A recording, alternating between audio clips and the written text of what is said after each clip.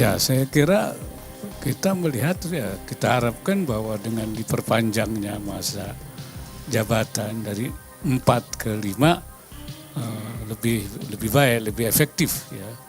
Sehingga dia punya rentang waktu yang cukup untuk menangani masalah korupsi itu. Ya saya kira itu kan memang putusan MK itu kan final And binding. and binding.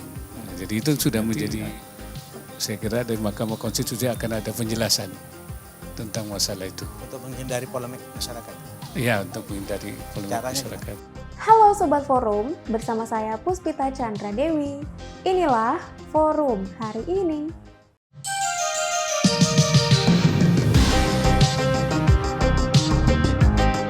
Sebelum kita masuk ke beritanya, jangan lupa like, subscribe, komen, dan nyalakan loncengnya.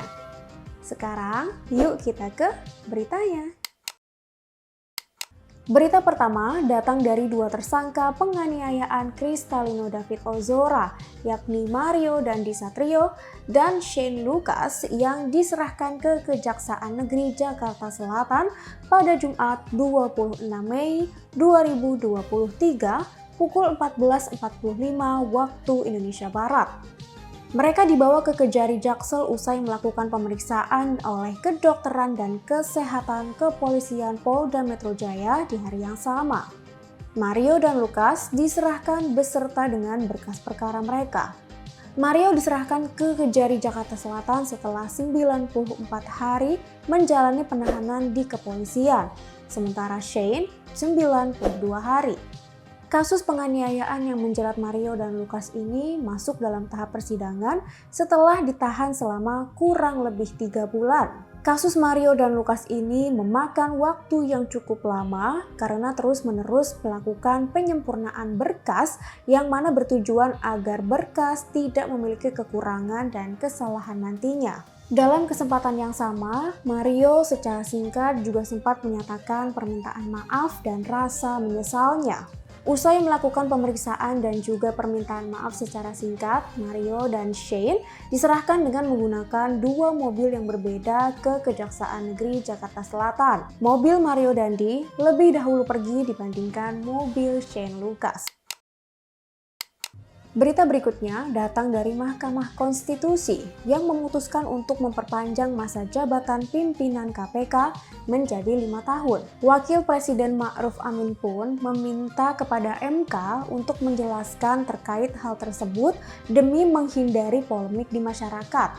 Ma'ruf menilai keputusan tersebut bersifat final dan binding, sehingga pemerintah menerima keputusan MK tersebut. Terkait keputusan tersebut, Ma'ruf berharap kinerja KPK menjadi lebih efektif.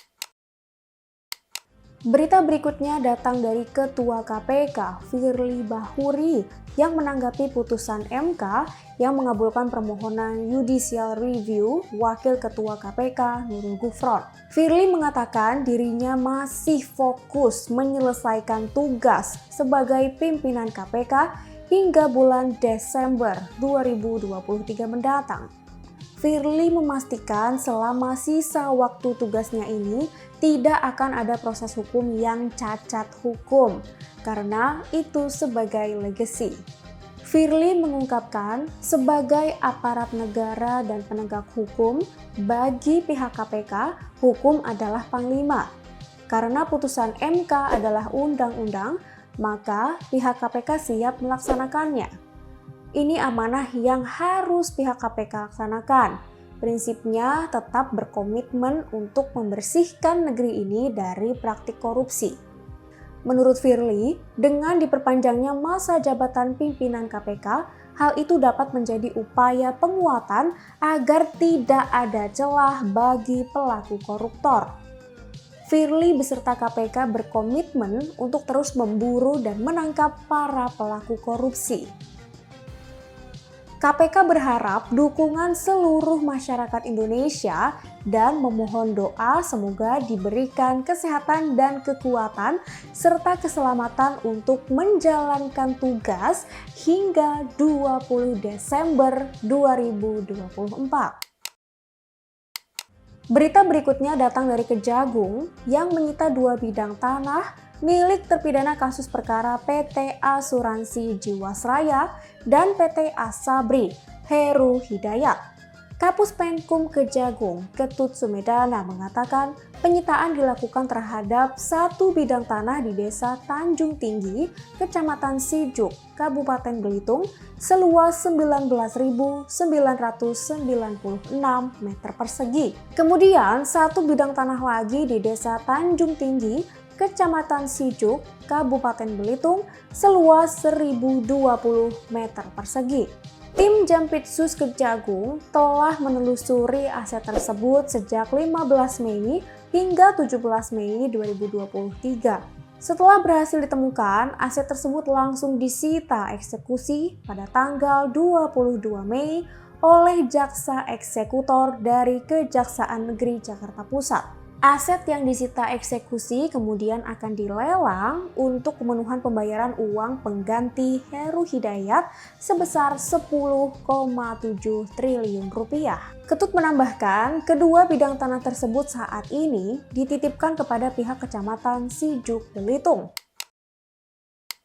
Berita terakhir datang dari Mahkamah Agung yang mulai menyidangkan permohonan peninjauan kembali PK yang diajukan Jenderal Purnawirawan Muldoko. Dia menggugat Menkumham dan Agus Harimurti Yudhoyono (AHY) soal kepengurusan DPP Partai Demokrat. Permohonan PK Muldoko sudah masuk MA pada 15 Mei 2023. Namun, MA belum menunjuk majelis hukum yang akan mengadili kasus tersebut. Untuk mengingatkan kembali, Muldoko pernah tiba-tiba mengklaim menjadi Ketua Umum Partai Demokrat lewat KLB di Deli Serdang. Namun, pendaftaran dan kepengurusannya ditolak Menkumham. Kemudian Muldoko memutar dengan menggugat ADART Partai Demokrat dengan Ketua AHY yang disahkan Menkumham ke PT UN Jakarta. Gugatan Muldoko itu kalah di tingkat pertama, banding, dan kasasi.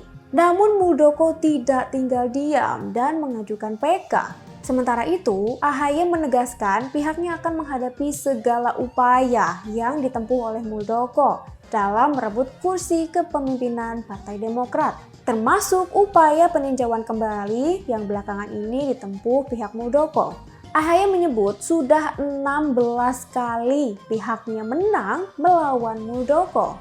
Dia pun menegaskan tidak ada celah sedikit pun bagi Muldoko untuk bisa menang.